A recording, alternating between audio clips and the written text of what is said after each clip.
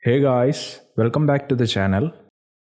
Supply and demand is one of the most popular trading systems among traders. It can be regarded as one of the most profitable strategies that one can use to trade the market if done right.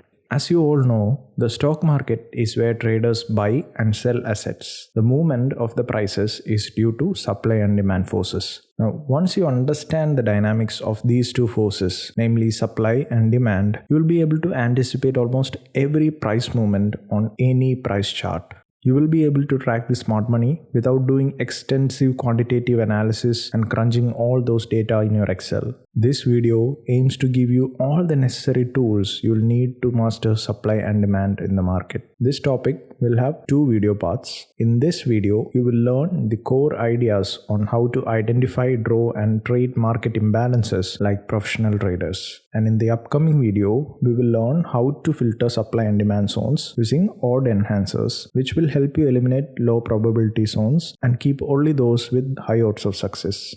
Now, the objective of this video is to help you implement this particular trading concept correctly so that you can become profitable in the long run. Now, the video will cover the following topics. We will start with what exactly is supply and demand, and we will understand what a market balance and imbalance is. Then we will talk about how to identify supply and demand zones in the chart, and what are the different structures of supply and demand zones that you will see in the chart. Then we will learn how to draw the supply and demand zones and how to trade these zones. And finally, we will identify the supply and demand curves and also learn about why it is important to identify the curve in the first place. So without wasting any time, let's jump right on it. So what exactly is supply and demand? The supply and demand concept states that if the supply of a stock or a commodity is high and its demand is low, this will generate excess supply which will drive the prices down. And if the supply of a stock or a commodity is low and the associated demand is high, then this will create a scarcity in the supply which will push the prices even higher. For example, during times of uncertainty and fear, similar to one with Ukraine-Russia war, the investors will reduce their exposure in the equity markets and start buying safe haven currencies, or they turn to low-risk investment options like gold, government bonds, etc. to protect their investment. So in such a situation, the demand for these asset classes like gold and safe haven currencies will drive their prices even higher. Another example is when the Fed or the Federal Reserve decides to increase the interest rates. What it does is that it will make the US dollar more attractive to the investors because of the increased interest yield. This is also known as a carry trade, where traders buy the currencies with high interest rates and sell those currencies with low interest rates. We have seen this recently when Indian rupee traded against USD at an all-time high. Now, having understood the supply and demand concept, we need to define supply and demand zones and understand how prices moves on the chart. Basically, a supply zone is located above the current price where there is a strong selling interest. At a supply zone, sellers exceeds buyers and price moves down as unfilled orders get absorbed. So when price reaches this level or zone, the orders get filled and the prices starts to move down. And traders are usually selling at these supply zones. And as you can see on the chart, the price rallies to a certain level or a zone, then it pauses for a little time and then retraces back down. So as long as unfilled orders are sitting in this zone, prices will keep coming back to this supply zone until all these orders are filled. Now, talking about a demand zone is a price area below the current market price where there is a strong buying interest. And at the demand zone, the buyers exceeds the sellers and the prices goes up as unfilled orders get absorbed. So we can see a lot of buying interest in the demand zone. This is most likely caused by a large number of buying orders at that level. And the traders are buying at demand zones. Most often when the price reaches the demand zone, some of these orders get executed, and what you will see in the chart is a sharp move towards the upside as these orders get filled.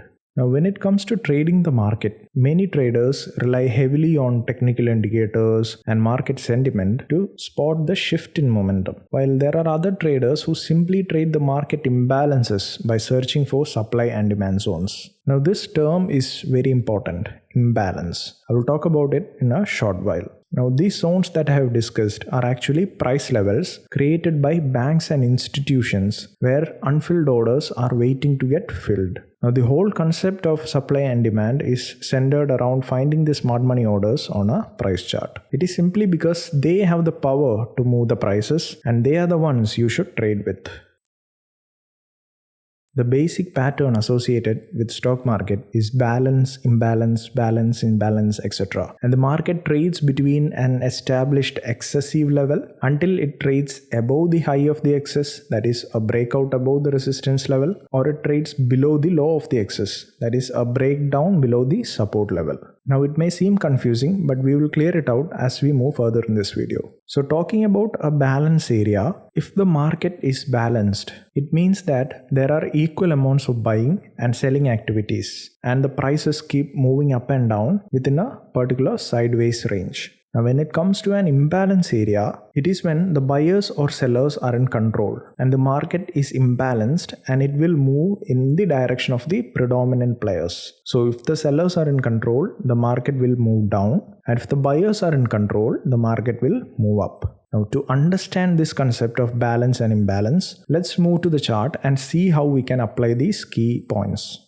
As you can notice in the chart, the blue colored boxes show balanced areas, and these areas are areas where both buying and selling activities occur at the same time, or simply the supply is equal to the demand because both the buyers and sellers are comfortable around this particular price range. And you can notice the price move horizontally or in a sideways range.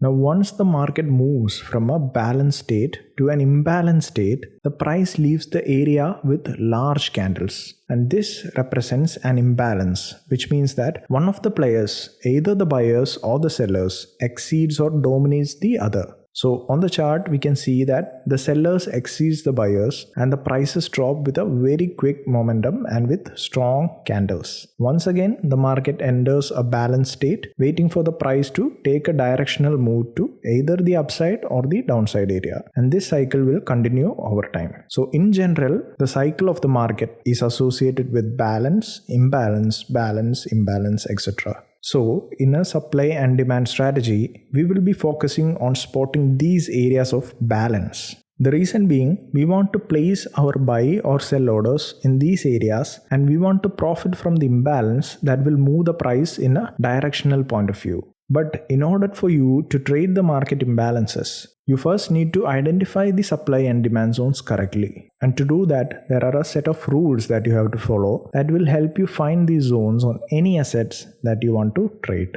But before that, let me talk about the different patterns associated with this strategy that we need to be aware of. Actually, there are two types of structures or patterns that we need to learn. The first type is reversal patterns and the second type is continuation patterns. So when it comes to reversal patterns, as you may already know, reversal patterns are chart patterns that are formed when the trend reverses its direction, that is from an up to down or a down to up trend. Now when it comes to reversal patterns, we have two structures. The first one is a drop base rally structure. In this structure, the price is moving in a downtrend, creating a drop in price, which is followed by a base structure and then a rally in the price towards the upside. The second structure associated with the reversal pattern is the rally base drop structure. So in this structure, the price rallies up and it creates a base structure and it is followed by a big drop in price towards the downside. Actually, these reversal patterns are very strong and the price tends to respect them over time.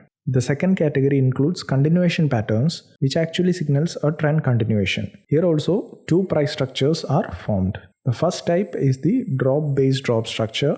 In this structure, the price drops and then it forms a base structure and then it continues moving down, breaking through the base.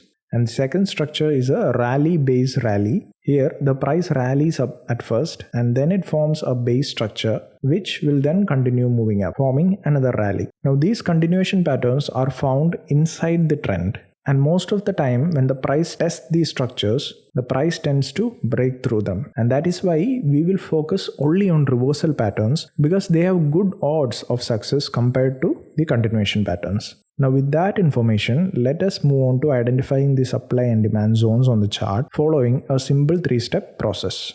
The first step is to identify the current market price level. So this is the easiest step. All we have to do is to start off by identifying the current market price. The second step is to look to the left from the current market price to find extended range candles in the last drop or rally. So in this step, we need to find ERC type of candles. So ERC stands for extended range candles, and it is actually a candle that has a very large body with little or no wicks. So if the body's length is equal to the length of the wicks, it is not actually an ERC candle. And then we have to find the origin of the move. So once we have identified an ERC type of candle, we have either a drop or a rally in price. Now we have to find the origin of that move. The origin will actually form the base of our supply or demand zone. And the base is what we require to draw the zones, as we will see later on this video. Now let us look at an example of the entire identification process. So in this example, we will start at the current price and we will look to the left to find a drop or a rally in price with at least one ERC type of candle. And once we identified an extended range candle, we will have to identify the origin of the move. The origin is actually what we call the base. Now that we know how to identify the supply and demand zones, we need to learn how to draw our supply and demand zones. But before that, since the market these days is highly volatile and on most days we see the market gaps up or down in the morning, it is important to include gaps in our training. Market gaps are extremely useful price action structures that enables us to identify the supply and demand zones. So they can act as if they are indicators of the market imbalances, as they indicate clearly where the market is going so that we can trade accordingly. So from my point of view, gaps are actually leading indicators for trading supply and demand imbalances. So I have made a video on how to trade gaps from a price action perspective in my free price action trading course. You can check that out to know in depth about market gaps. So a gentle reminder, a gap is an empty space between two candlesticks where the price either rises or falls from the previous candle's close with no trading occurring in between them. What this represents is a big supply and demand imbalance where either the supply exceeds the demand or the demand exceeds the supply.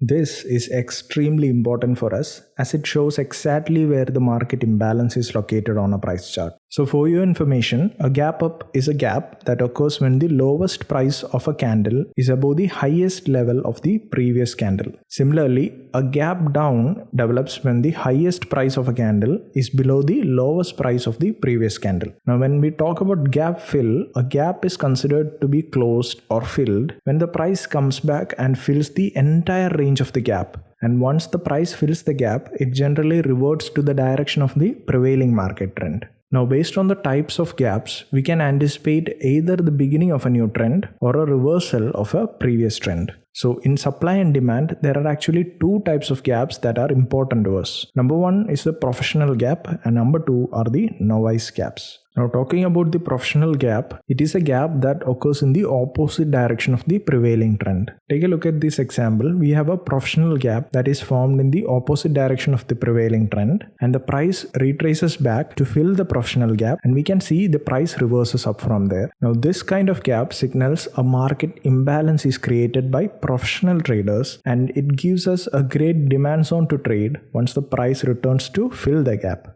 Now the second category of gaps are novice gap. It is a gap that occurs in the direction of the prevailing trend itself. So a novice gap tends to form at the end of the trend, which will in turn lead to a reversal of the trend. For example, in this chart, it shows how the novice gaps are formed on the chart. You can see the price rallied, creating a gap in the same direction of the prevailing trend, but then suddenly it reversed back down. And as we have mentioned, novice gaps are located at the end of the move, and in the chart we can clearly see that the move ended and the price moved in the opposite direction. We can also notice that there is a zone where the reversal actually started. Now it is very important to understand these two types of gaps when trading supply and demand because they give us important piece of information as to where the market is willing to go next. And finally, we will now learn how to draw the supply and demand lines on the chart. In order to draw the supply and demand zones, we use two lines that we place around the base of the zones. The first line is called as a distal line and the second line is called as a proximal line.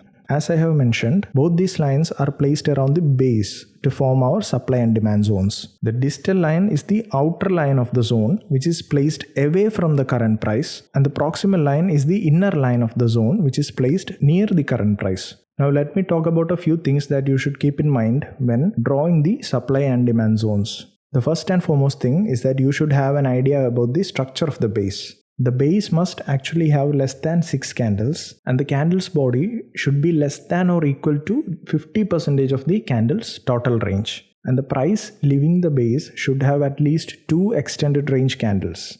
And the base should not have the following things. That is, it should not have more than 6 candles. It should not only have doji candles. And we won't accept candles with very long tails or wicks. And we don't accept stair-step candles in our base. So there are reasons for this. For example, if the base has more than 6 candles or only has doji candles, we ignore it. The reason being, more than 6 candles and only doji candles can simply mean that the supply is equal to the demand and most of the orders are getting filled. Now, having less than 6 candles and not a lot of doji candles shows a great imbalance, and more unfilled orders are still waiting for the price to retrace back and fill them. So the zone will remain valid for them. Now what will happen if the base has candles with very long tails or wicks? It simply means that the level is a reaction to the previous supply or demand zone. Now these tails shows that the market participants went all the way down to look for unfilled orders, and they kept going back and forth until they got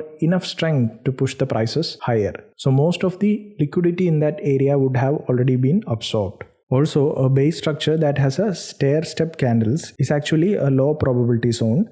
What I mean by a stair-stepping structure is that one candle is closing below the close of the previous candle in case of a supply zone, and one candle is closing above the close of the previous candle in case of a demand zone. Now when it comes to drawing supply and demand zones, there are a lot of different options to choose from, depending upon a person's risk appetite. In general, there are 3 methods of drawing your proximal and distal lines based on your risk appetite and how conservative are you in your trading. I will show you all the 3 methods that you can use to draw the supply and demand zones properly, and you can choose the right method that better suits your trading according to your risk tolerance. We have already discussed that supply zones can either have a rally based drop or a drop based drop structure. To correctly identify a supply zone, we have to start and leave from the current market price to find strong bearish candles with large bodies or bearish ERCs. In this chart, we can see the price rallied up in a nice uptrend and it paused for a short time, creating a nice base structure with a few candles. Then the price dropped,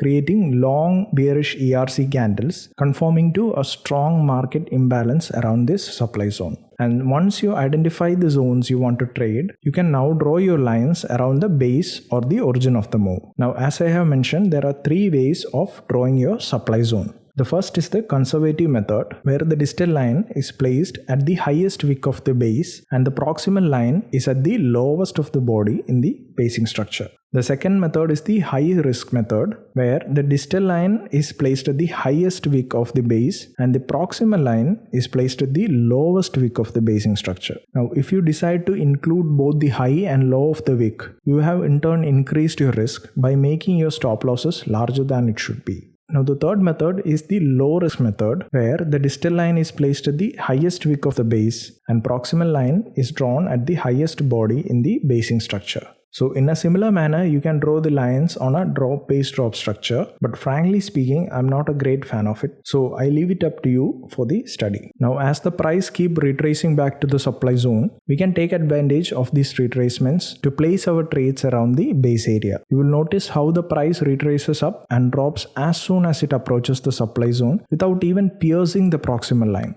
This means that large piles of unfilled orders are placed around the supply zone. Now, the idea is to place your orders and wait for the price to return and trigger them. Now, in order to identify a demand zone, we need to start from the current market price and move to the left to find a nice rally in the price or a group of bullish ERC candles and also a base with less than 6 candles. Now we are going to do the same thing as we did for supply zones, but in the opposite manner. We will start by identifying the basic structure to draw our zone. Then we draw the proximal line and the distal line using the 3 methods of drawing. In the conservative method, the distal line is placed at the lowest of the wick of the base and the proximal line is placed at the highest body in the basing structure. In the high risk method, the distal line is placed at the lowest wick of the base while the proximal line is placed at the highest wick of the basing structure. And finally, in the low risk method, the distal line as usual is placed at the lowest wick of the base while the proximal line is placed at the lowest body in the basing structure. Now, as the price keeps retracing back up to this demand zone, we can take advantage of these retracements to place our trades around the base area. And you will notice how the price retraces down and rallies as soon as it approaches the demand zone without even piercing the proximal line. This means that a large piles of unfilled orders are placed around this demand zone. And the idea is to place your orders and wait for the price to return to trigger then. And if you decide to include only the highest wicks for supply zone and only the lowest wicks for the demand zone, you are decreasing your odds of getting your orders filled by the market price. Now that is why we include a second line which largely improves our odds of entering into the position as well as keeping an eye on the risk factor also. Again, when drawing supply and demand zones, you have to keep in mind both your risk exposure and your odds of making money. Now when I talk about gaps are actually strong price action structures. So when it comes to drawing supply and demand zones that have gaps, it is important to know where we need to place our distal and proximal line. Now as a rule of thumb, we always draw our zones at the origin of the gap and not after it. That is, we place the distal and proximal lines at the highs and lows of the previous day's closing prices accordingly. Now we come to the most important part. How do we trade supply and demand zones? We buy at the demand zones and we sell at the supply zones. This strategy is pretty straightforward. All you have to do is to identify fresh supply and demand zones to trade. Then place your limit orders, either buy or sell orders at or beyond the proximal line and set your stop losses at or beyond the distal line. And then wait for the price to return to your supply or demand zone to trigger your orders. Now take a look at this chart. For the supply zone, the price rallied up, paused for a little while and dropped with big ERC candles. So we have a great imbalance at this price level. We draw our supply zone and we wait for the price to come back and retest this zone, and we also place our order. When the price comes back the second time into the zone, our sell order gets executed, and as you can see, it will be a great success. Now take a look at another example where the price dropped, then paused for a while and rallied again with big ERC candles, thereby creating a demand zone on its way up. Now we place our buy orders in the proximal line, expecting the price to return back to the demand zone to absorb the unfilled orders. Now each time the price tested our demand zone, it triggers our buy orders. We can see how the price is attracted to the zone like a magnet. Now there are times when you're not sure if the zone will yield a successful trade. So what you can do is to wait for the price to test the zone and give you some bullish or bearish evidence before placing your order. By that way, you could decrease your chances of entering a losing trade. Again, I prefer reversal structures for trading because they are powerful and the chances of success are high compared to the continuation trend structures. We will talk about the supply and demand curves, how to identify supply and demand curves, and how to trade profitably using the curve. So I need at least 500 likes on this video because it takes a lot of time and effort to provide quality content free of charge. And if you are new to the channel, make sure to subscribe and enable the bell notification so that you won't miss out on any upcoming videos. Okay then, let's get started. Supply and demand are the two dynamic forces that establish market prices. These forces are driving prices up or down based on who's in control over the market. For instance, if supply exceeds the demand, prices tends to go down as more sellers are interested in selling instead of buying the asset. On the contrary, if the demand exceeds the supply, prices tend to go up as more buyers are interested in buying instead of selling the asset or stock. So the curve is basically a tool that traders can use to determine whether the price is located near a higher time frame supply or demand zone. Now this is very important as we want to buy low and sell high in order to make a profit. Now you may ask me why I should take the trouble of drawing the curve when I can just trade using the zones and odd enhancers to get a high probability trading setup. As I have mentioned just now, the reason why we determine the curve is to avoid buying high and selling low, or in other words, to avoid buying at the supply zone or selling at a demand zone. Now this step is very crucial in trading the markets using supply and demand because our goal is to trade with the trend and not against it. So let's start off by identifying the supply and demand zones first. To identify the supply and demand zones, we will use yet another simple 3-step process. First, we will use a larger time frame to draw our zones in control and then determine the location of the current market price on the curve. So the first step is to choose your higher time frame. As you may know by now that multiple time frame analysis or multi-time frame analysis is a method of analyzing at least 2 or 3 different time frames of a particular stock or an instrument to construct a bigger picture of the long-term trend. Now the whole idea is to trade with the trend, and the multi-time frame analysis allows us to align our trades with the higher time frame trend. Now always remember that the larger the time frame, the better the chances of a successful trade. I have already made a video on the selection of time frames and multiple time frame analysis, so if you want you can check that out. Now in that video, I stated a rule on how to select time frames based on trading styles. The rule says that when you choose your time frame combination, the higher time frame needs to be at least 3 to 6 times greater than your intermediate time frame, and so on. For example, if you want to take a swing trade, your higher time frame would be a weekly chart. The intermediate time frame would be a daily chart because there are 5 days in a trading week, and when considering a factor of 5, the time frame becomes 1 day. The even lower time frame would be the 1 hour chart. However, in this video we are going to take a positional trading approach and we are going to use the monthly chart as our higher time frame. The weekly chart will be our intermediate time frame, and finally the daily chart will be our lower time frame. Now you can use any combination of time frames based on the type of trading style that you follow. The second step, however, is to identify the supply and demand zones under control. Now, the idea of the second step is to determine who's in control of the market. Is it the buyers or the sellers?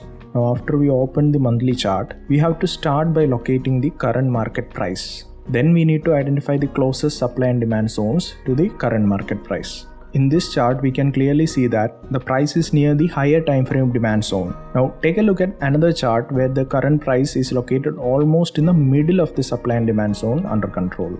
The reason why we look for the location of the price with respect to the zones is that we can still take a trade entry as long as the longer time frame gives us a good profit margin to make money. Otherwise, we don't generally look to take a trade in the middle of the zone, and one of the reasons being the difficulty in the placement of a proper stop loss. Now moving on the third and final step, drawing the curve. So the third step is to divide the area between the proximal lines of the supply and demand zones under control into 3 equal areas. Now the idea is that after identifying the closest supply and demand zones, you have to divide the distance between them by 3, and we will get a high area, a low area, and an equilibrium area. There are 2 methods to divide the curve area. The first option is simply to count how many points there are between the 2 proximal lines of the zones which are under control and divide them by 3.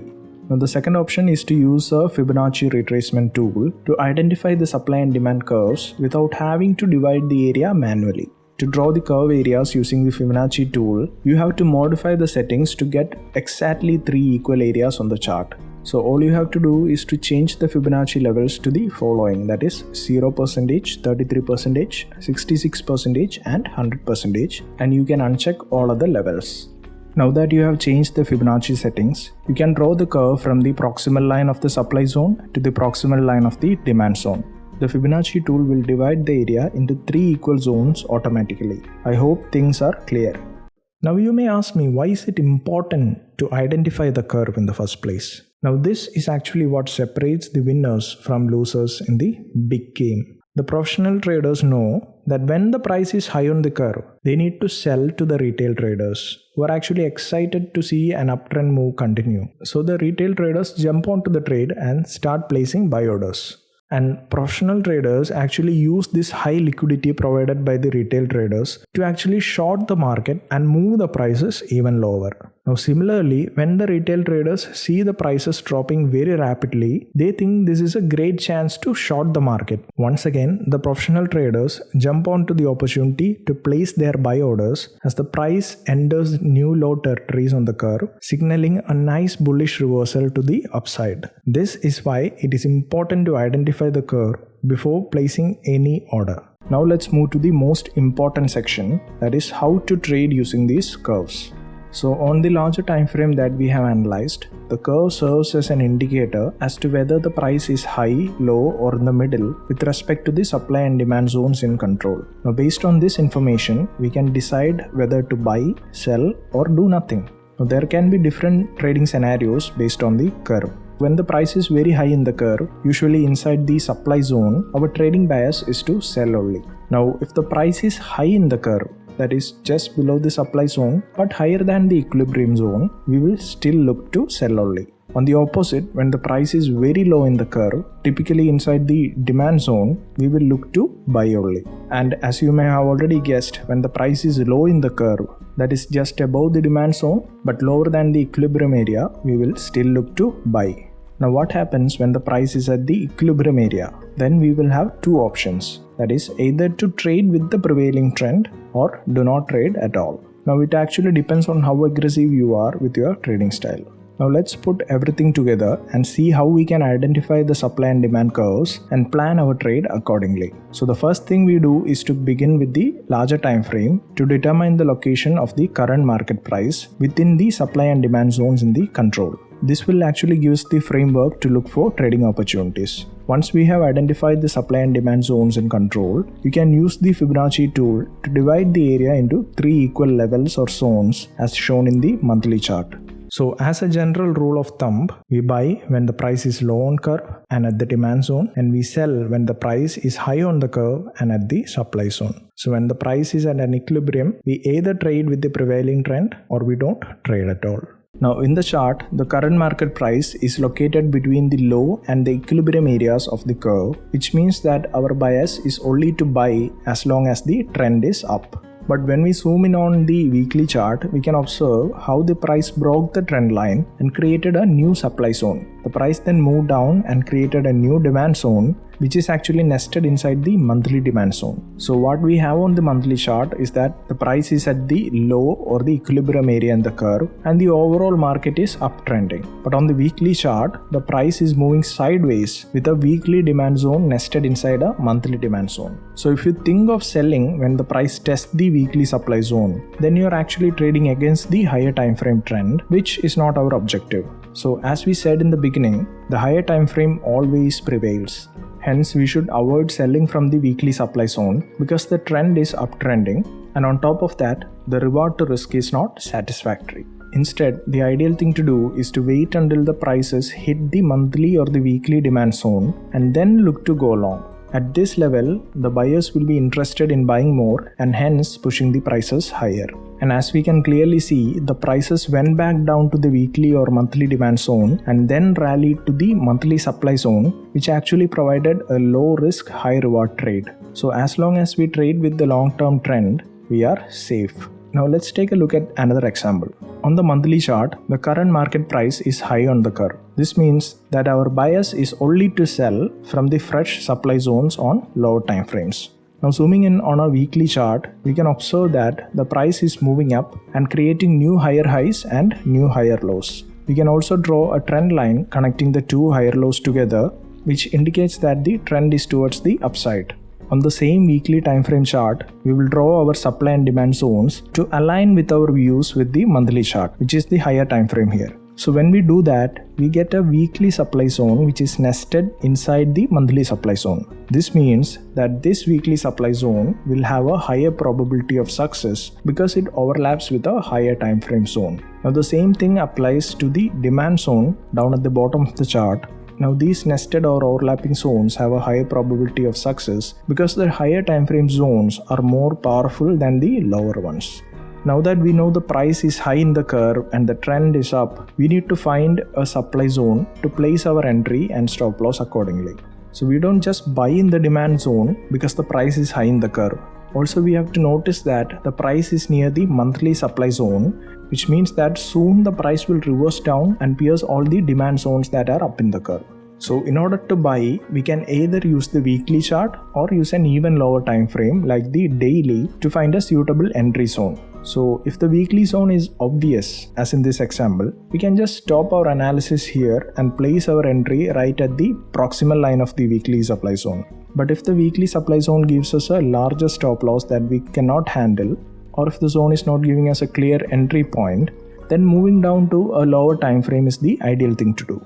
So on the lower time frame chart, we have a nested daily supply zone within the weekly supply zone. Now this has become a high probability zone to trade in. We can place our entry at the proximal line and place our stop loss above the distal line. To exit the trade, we can place our target at the opposite demand zone. The profit margin is good as we have at least a 3:1 reward to risk ratio in this particular trade. And as you can see, the price hit our entry level at the proximal line and dropped all the way down to our target, giving us a very good trade. From this particular example, you can also notice how the risk changes from monthly to daily supply zones. So if we were to trade the monthly zone, we would have placed a larger stop loss and the price would almost pierce half of the zone before reversing back down compared to the weekly and daily supply zones. So it is always a great idea to use multiple time frames and trade on a particular time frame that gives you the best trading setup. You can use any set of time frame as you wish. So if you are an intraday trader, you can use a combination of daily, hourly and 15-minute charts to conduct the analysis and find the zones in control, draw the curve and identify if there is a trade opportunity in the direction of the existing market trend. In the first part of the video series, we discussed the supply and demand zones in greater detail, from identifying, drawing, and trading these zones. In this video, we will fine-tune all what we have learned to make a proper setup with a higher probability of success and a better risk management. In that sense, we will talk about the odd enhancements and the scoring of these supply and demand levels. So in order to trade the market with supply and demand strategy, you must use some essential odd enhancers to help you select only those zones that have a higher probability of success. Remember that not all supply and demand zones work. You can't just buy every demand zone and sell every supply zone. For that, you need to learn how to filter them properly using odd enhancers to evaluate your zones. So basically there are 21 odd enhancers that have to be considered, but all of them are not important to make a note of. But I will still post a link in the description of this video if you want to learn more about it. In this video, however, I will talk about 5 important odd enhancers that you can make use of. This will definitely increase your odds of success and minimize your potential losses in the market. If you have been trading the markets using supply and demand for a while, or you have just started with it, you have probably found yourself stuck not knowing which zone to choose, especially if you have at least 2 zones which are very close to each other and you know that it's either this one or that one. But which one to choose and based on what criteria you make your decision to stick to one. Often this will lead you to enter a trade earlier than you should, or you might even place an order in a zone that the price won't visit at all. This can really be frustrating because sometimes you have to wait for a longer period of time for the price to return to your zone and trigger your orders. By choosing the wrong supply and demand zones, you are leaving some of the good trades on the table. So, how can you filter out these supply and demand zones you have identified so that you only pick those which presents a high probability of success? Remember, the goal is always to stack the odds in your favor and not the other way around. The solution is to have a scoring system or a filtering system. Now, the scoring system is based on analyzing 4 or 5 major odd enhancers that I will discuss and to give a final score to each one of them so that it all adds up on a scale of 1 to 10 in total. And this system will help you score the supply and demand zones to let you decide which ones to trade. Okay, now let us visit each of the 5 odd enhancers one by one and set a criteria for scoring on each one. The first and foremost odd enhancer is the strength of price move from the base. Now the first thing to look at is the strength of the move out of the origin or the basing structure. In other words, we look at how the price leaves the supply or demand zone. Was it actually a strong move or a weak move? A strong move is one that is comprised of big candles, and sometimes even gaps are formed as the price leaves the zone. On the contrary, a weak move has many small candles and the drop or the rally doesn't go far from the zone itself, or simply the price action is weak. In this chart, you can see that the price left the supply zone with strong bearish candles to the downside, making them very strong zones to trade. You will also notice how the price did not go all the way up to test the supply zones to move down in a strong manner. This shows how great an imbalance is at the supply zone. Now let us take a look at an example where the move out of the base is weak. This demand zone is considered weak because the price left the zone with very small candles. The move out of the demand zone is actually weak, and as a trader you should avoid trading such weak zones because the price will ignore it and most probably the price will pass through it the next time it tests it. In short, if the price leaves the zone with long candles, this means that the imbalance is strong and more unfilled orders are still available at the zone. But if the move from the zone is weakly represented by small candles, this means that probably no more unfilled orders are still there for us to trade. Now based on this first odd enhancer, we can give a score from 0 to a maximum of 2 points. So when we have a supply zone where the price leaves the zone with big candles, this zone shows a high probability of success because of the strength of the price move out of the basing structure. Now the score we will give to this zone is actually 2 points, which is the maximum score, and you will notice how the price drops when it returns to test the zone again. Now when it comes to a weak supply zone where the price left the supply zone with weak and small candles, what this means is that there are no more unfilled orders that are left to be traded and the sellers are losing interest in selling at this price level. Soon they will be outnumbered by the buyers who will take the control of the market and move the prices beyond the supply zone. So this zone will attract a score of 0 based on our first criteria. Now the same is applicable to the demand zones also. Now coming to our second odd enhancer, that is the time spent at the base. Here we will look at how many candles are in the basing structure. In general, the best zones have between 1 to a maximum of 6 candles in the base. Now beyond 6 candles, the zone is considered weak and the price might ignore it the next time and therefore it can result in a losing trade. So this clearly means that if the imbalance is important enough to generate a directional move, the price has to spend less time at the basing structure. That is why we should limit the number of candles between 1 to a maximum of 6 at the base. Now take a look at this chart. We have a rally base drop structure, but with only one basing candle at the supply zone. This is a very strong basing structure. So we will give a maximum score of 2 for this supply zone.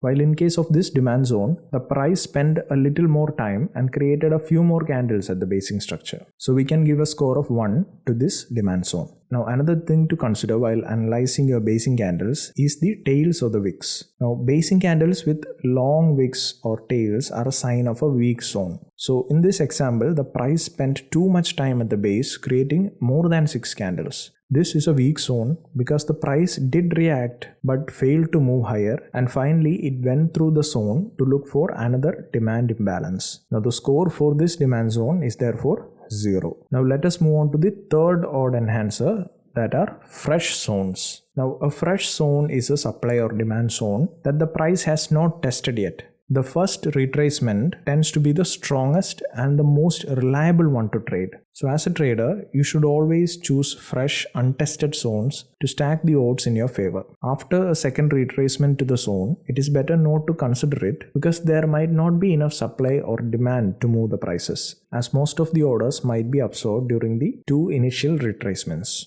Now look at this chart. We have a supply zone that the price has not tested yet. These are actually good zones to short once the price retraces back to this zone. Now the same thing goes for a fresh demand zone. If the price returns to test it, we look to go long. In the first retracement, the price tested the supply zone and moved down. The same thing happened in the second and the third retracements. But after the third retracement, the price broke above the supply zone, which indicates that no more supply was found there. Similarly, you can notice how the price left the supply zone after the second and third retracement. The strength of the last two moves are weakening, which in turn signals a potential shift in the market imbalance as more buyers are stepping in, thereby creating a breakout above this supply zone. Now consider another example where the price broke the demand zone after the second retracement. You can notice how the price penetrates deeper inside the demand zone with each retracement. This is a very good signal that the supply zone is no more valid and a potential breakthrough is expected. Now after the second retracement, the demand zone is no longer valid as the market imbalance shifted from demand to supply. Now in terms of scoring a fresh zone that has not been tested, you can give a score of maximum 3 points. This is the one we need to focus on when trading supply and demand zones in the market. We need to stack the odds in our favor by choosing fresh untested zones to trade. Now if the price retraces back to our zone for a second time, we can give it a score of 1.5 points. Now we can still consider this zone, but again we will always be looking for high probability trading setups. Now if the price retraces back again for a third time, we will give it a score of 0 as it has less probability of success. At this point, most of the unfilled orders are already gone and the price might pierce the zone and move away to find another supply or demand zone. The fourth odd enhancer is reward to risk ratio. The reward to risk ratio, as you may already know, gives us a good idea of whether we have a chance of making money trading on a particular supply or demand zone or not. So we need to choose those trading opportunities that offer us at least a 3:1 reward to risk ratio.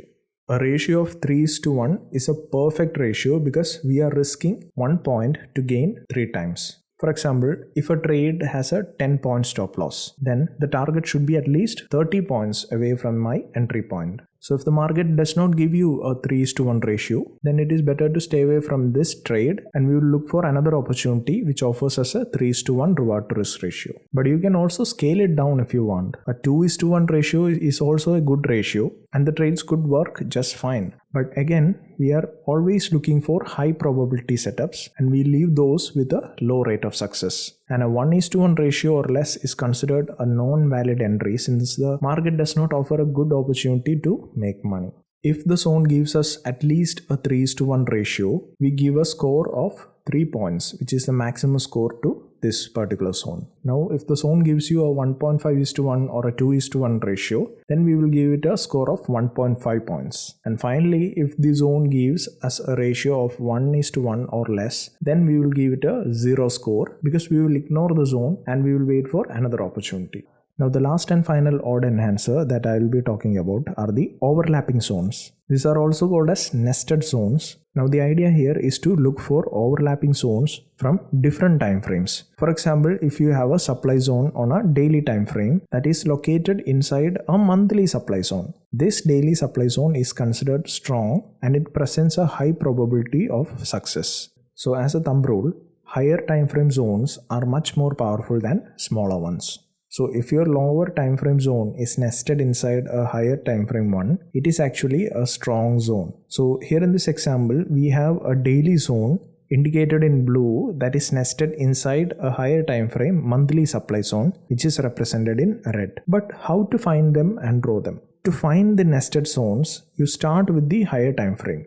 Now in this example, the higher time frame is monthly. So we draw the monthly supply zone, then we will move to the daily time frame to look for supply zones within the monthly zone that we have already marked. You can also have a daily demand zone nested inside a weekly demand zone and so on and so forth.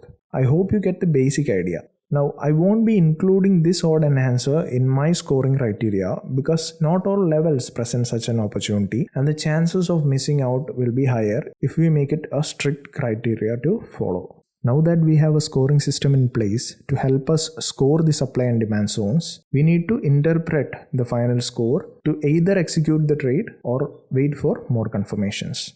Now let us say a zone has a score of 10 points. So a final score of 10 points means that we can place a limit order at the supply or demand zone that we want to trade beforehand so that you will not change your mind for some reason. Now this order will get executed once the price reaches 10-pointer level, namely the proximal level of the zone. But make sure you place the stop loss order at or beyond the distal line to protect your position. Now this score of 10 shows that the zone is a strong zone, fresh with less than 6 candles at the base and giving us a good reward to risk ratio to make money. Now what if a zone has a score between 8 and 9 points? Now if the score is between 8 and 9 points, we can think about a confirmation order. Actually, a confirmation order is an order placed when the price first dips into the zone of interest and crosses above or below the proximal line of the supply or demand zone. So the idea is to confirm that the price is moving in our preferred direction of trade. So any one candle has to close inside the zone first, and the second candle on its way out has to pierce the proximal line of our zone. Now the moment the price pierces the proximal line, we place a market order. Here we don't place a limit order because the odds are not completely in favor of us. The stop loss order setting is standard as always. And finally, what if we get a score of less than 8 points? Now if the final score is below 8 points, it simply means that there is no trade. The supply or demand zone with a score below 8 points is actually a weak zone that has a low probability of success. So it is better you avoid taking the trade. As I have mentioned earlier, you can read more about other odd enhancers in the link provided in the description, and you can be flexible enough to change the criteria and scoring according to your convenience. Now with that being said, the odd enhancers we discussed here are very important tools to help you filter the supply and demand zones. In addition to that, the 4 odd enhancers used in this filtering system are what you need to score your supply and demand zones. This will further help to fine-tune your filtering system. But remember that these odd enhancers don't guarantee the success of your trade. Instead, what it does is that they give you a better chance of taking the right trades when they show up and leaving the ones that have a low probability of success. So it is up to you to do your research, learn more, backtest on multiple charts, and finally implement it in your trading to see if it really works for you. So if you have learned something new, please do like the video, subscribe to the channel and enable the bell icon so that you won't miss out on the upcoming videos. I will see you guys in the next video. Till then, see you.